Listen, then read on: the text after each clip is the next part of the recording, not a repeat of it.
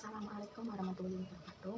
Perkenalkan, nama saya Dewi Puspita Sahyata, nomor 24 Saya akan menerangkan kitab Sakhinatun Najah tentang mandi. Faslu utawi iki iku ana faslu sewiji. Wurudu siri utawi fardune adus. Isnani ana 6. Iyatu niat wa tahmilu lan badani masih kelawan daniel. Fardu mandi yang wajib tidak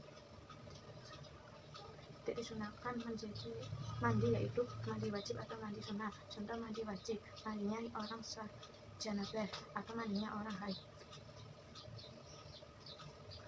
dan orang yang nifas. Contoh mandi sunnah, mandi Jumat, mandi hari raya, dan mandi-mandi lainnya. Fardunya mandi adalah niat, bagian daripada niat. Fardu said fardun keinginan untuk melakukan sesuatu dibarengi dengan pelaksanaan tertentu. Niat dalam pelaksanaan mandi wajib dan sunnah adalah ketika membasuh bagian kelamin, yaitu bagian atas, tengah, atau bagian bawah. Ketika di situ niatnya dari tubuh. Niat dalam pelaksanaan mandi wajib dan sunnah adalah ketika membasuh bagian pertama dari tubuh, yaitu bagian atas, tengah, atau bagian bawah. Ketika di situ niatnya suatu bagian daripada tubuh pada bagian tubuh yang dibasuh sebelum niat, maka harus dibasuh kembali. Adapun masalah pada mandi wajib, niatnya adalah niat bagian orang yang janabah.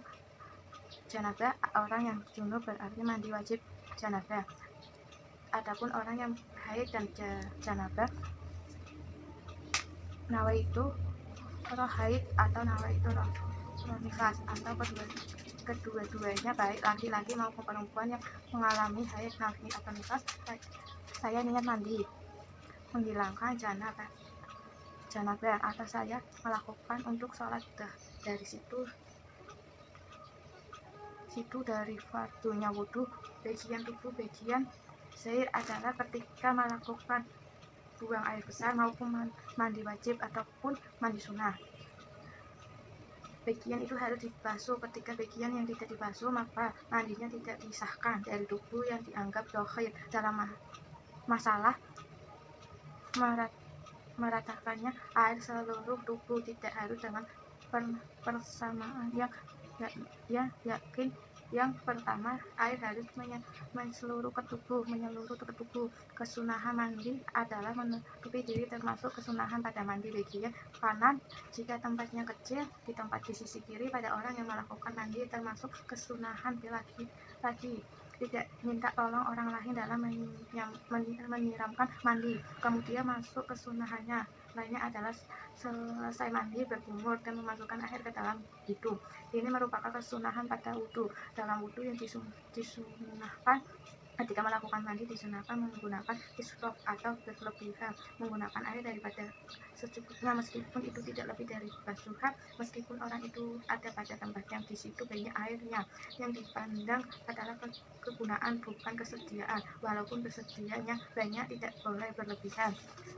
Melakukan mandi lebih dari 3 kali basuhan hukumnya makruh. Ketika air mubah, jika air tersebut wakofah, biasanya berada pada masjid atau yang lainnya. Ketika berlebihan hukumnya haram. Demikian pembahasan dari fardu mandi. Sekarang kita masuk ke dalam wudhu.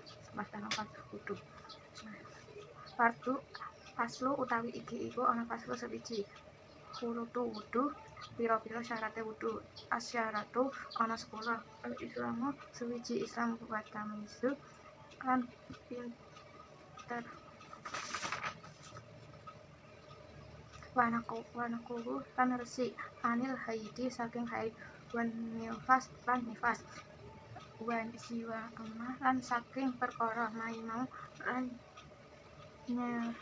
ke upana wa usula wal lumai temukai banyu alat wudu ilal basyarati tumuka maring kulit wa ala yakunu lan iku ora ana ala wudui ana ing atase anggota nangkang barang yuhuma lan nyewui akong nang wayilmu bi fardiyati lan reti kelawan kafardoni wudu wa alah tak ikang nyento ora yakin saka wong fardu suci min fiurudihim saking pira-pira wudu sunatan ingkang sunah wa mau lan banyu kang utawa purun suci wadulu lan manjing alati watu wa mawalatu lan mualah wite ilmi hadise keduwe wong kang duwe hadas fardune wudu lan adus ana 10. Yang pertama, Islam. Orang kafir tidak sah sholatnya karena wudu merupakan ibadah, sedangkan orang kafir bukan orang yang ahli ibadah. Orang yang melakukan ibadah selain itu ada 3 daripada wudu adalah tamiz tidak sah wudunya orang, yaitu katakanlah orang yang masih tamiz atau majnun. Tanyas adalah suatu masa anak yang bisa melakukan sendiri, minum sendiri, dan istinja sendiri. Ketika anak bisa membedakan mana baik baginya, membahayakan baginya.